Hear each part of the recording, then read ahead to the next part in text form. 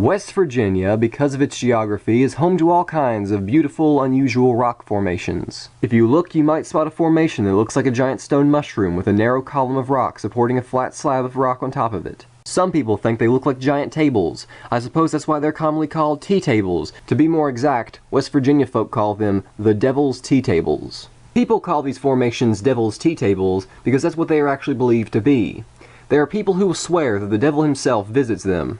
It is said that when the devil is around, a heavy mist will shroud the tea tables and hide them. The stories associated with these rock formations are yet another example of the wonderful weirdness of West Virginia, or at least the mindset of its people. Legend goes that one day two men were traveling down the Elk River in a boat. It was a beautiful day and they had finished work, so they took their time. A magnificent tea table formation that they had often passed came into view. One of the men wanted to stop and hike up to it. Since they had time, the hiker's friend was happy to stop. He agreed to sit and wait with the boat. When they reached the tea table, they saw it was hidden by an odd mist that clung on it and nothing else. The man's partner didn't give the mist a second thought and jumped from the boat as soon as they got to shore. The one started scrambling up the slope, while the other sat back and kicked his feet up. He figured it would take his partner half an hour or so to get there and back.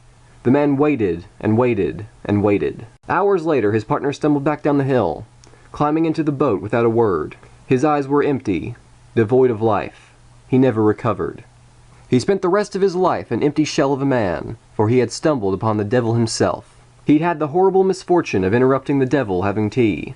The devil had loomed before him, and looked at the man with cruel and merciless eyes. Then the devil had reached down, and with a mere pinch of his fingers, he pulled away the man's soul. He crumpled it up, and sprinkled it into his cup of tea, like a bit of sugar. Then the devil waved the man away, and returned to his tea.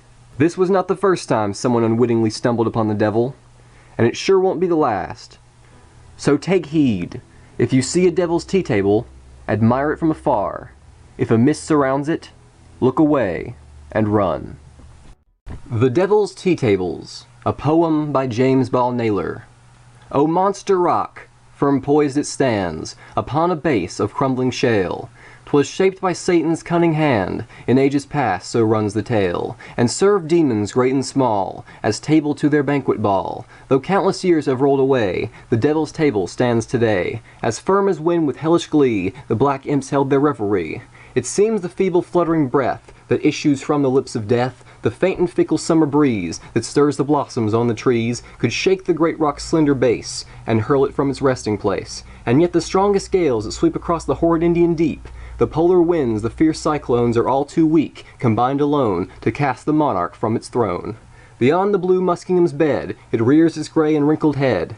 Though age still erects sublime, it gazes on the march of time, and towers above the verdant sod, a monument to nature's God. When years on years have hurled past, until God's dial marks the last, oh, may the grim old rock still keep its vigil on the stony steep.